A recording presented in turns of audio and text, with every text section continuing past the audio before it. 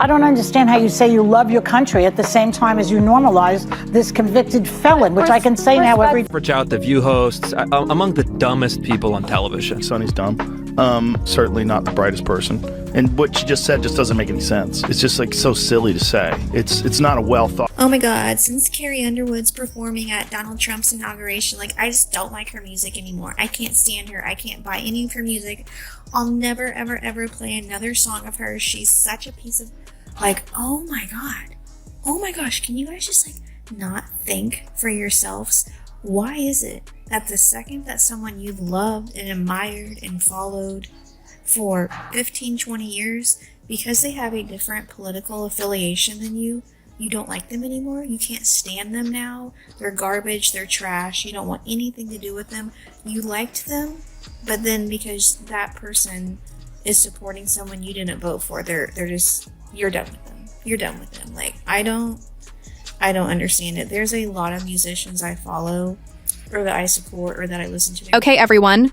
Be ready, because this narrative is rapidly becoming more and more tumultuous. The View host Sunny Hostin is at the heart of a significant dispute, and this is a big one, I promise. This is just the beginning of the drama, so settle in. Here's the lowdown. Legendary country music performer Carrie Underwood has sued The View for defamation after Sunny Hostin made inflammatory comments on her choice to play at Donald Trump's inauguration. However, it doesn't end there. With a scathing retort that is already creating a stir, Joe Rogan has officially entered the debate. Show that people love to hate. Yes, that's true.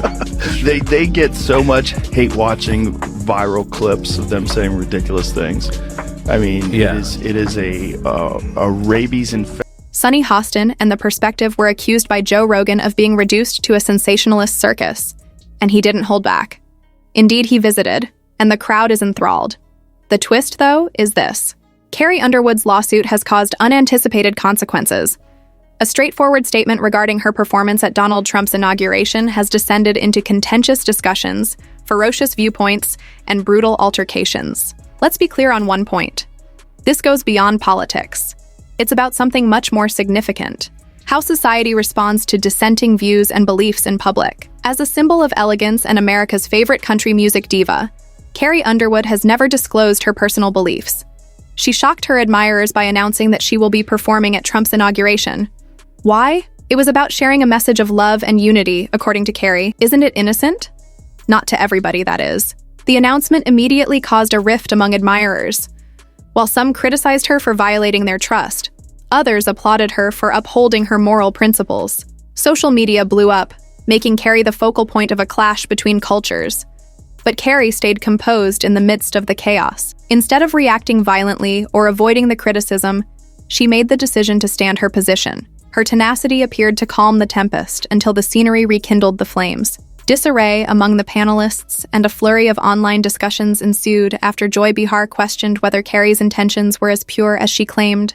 The impact was immediate. As the drama played out, millions of people watched, and social media was ablaze. Carrie responded with quiet strength and maintained her composure throughout, avoiding public arguments. This action garnered her the respect of numerous admirers. Critics who claimed she had abandoned her principles, however, continued to harbor misgivings.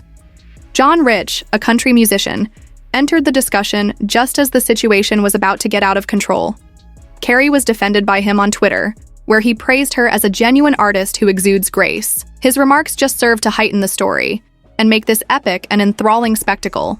John Rich emphasized the unwavering dignity and grace of Carrie Underwood despite her constant scrutiny.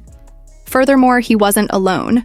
Supporters of her came from all political persuasions, expressing their appreciation for her decision even though they may not agree with it. The sentiment was aptly expressed by one fan. "I respect her decision to sing at the inauguration, even though I don't share her political views. We should be brought together by music, not divided."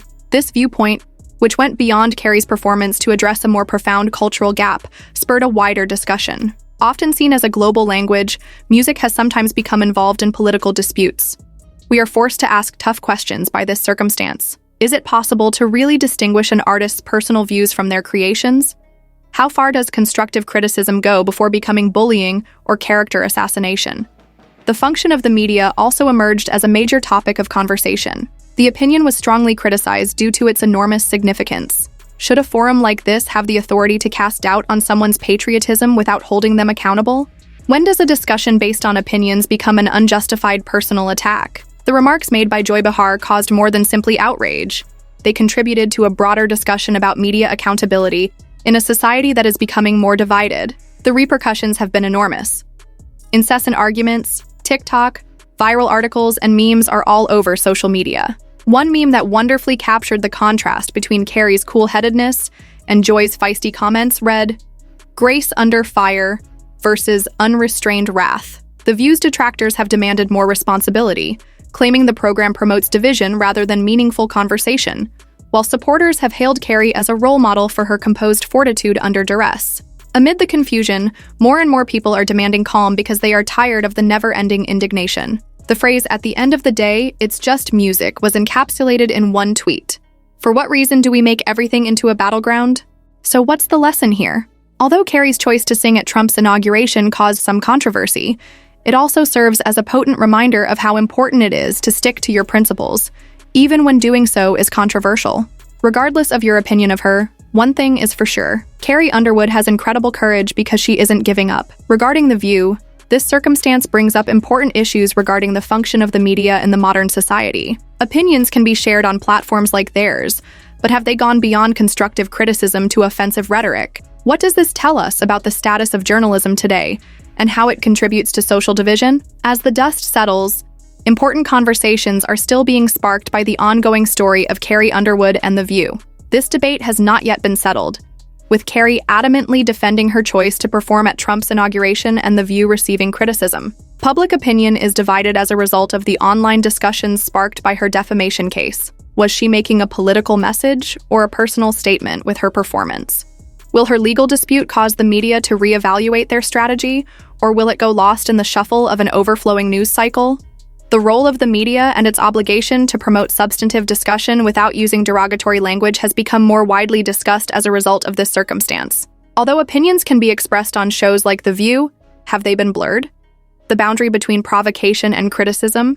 This issue captures the difficulties of contemporary journalism, where public personalities are subjected to constant examination, and every viewpoint seems to incite division. In the divisive environment of today, it seems harder and harder to establish common ground. The difficulty of having a conversation without it turning into a political battleground is demonstrated by Carrie's experience. However, an increasing number of voices are calling for a return to civil discourse, free from anger and indignation amid the backlash. Numerous people on social media are expressing their weariness with the never-ending disputes that dominate public conversation. Fundamentally, Carrie Underwood's choice to perform at the inauguration is more than merely a political gesture. It demonstrates the importance of sticking to one's principles in the face of criticism. Her decision has been criticized, but in an era when public people frequently give in to outside pressure, her determination has showed incredible bravery. We have had to reconsider how the media shapes public perceptions as a result of this dispute. Should media organizations be held responsible for causing division, or is this just a fact of the media environment of today? Is it possible for society to have candid conversations without veering too far from helpful criticism to insulting remarks? As this narrative develops, these inquiries might change our perceptions of the media and its impact on public opinion. It is your time now. Do you believe that Carrie Underwood was wise to sing at Trump's inauguration? Do you share the criticism of the viewpoint? Is it fair to blame the media for increasing polarization? Or is this simply the way things stand right now? Share your opinions with us in the comments section. Remember to hit the notification bell, like, and subscribe for more updates.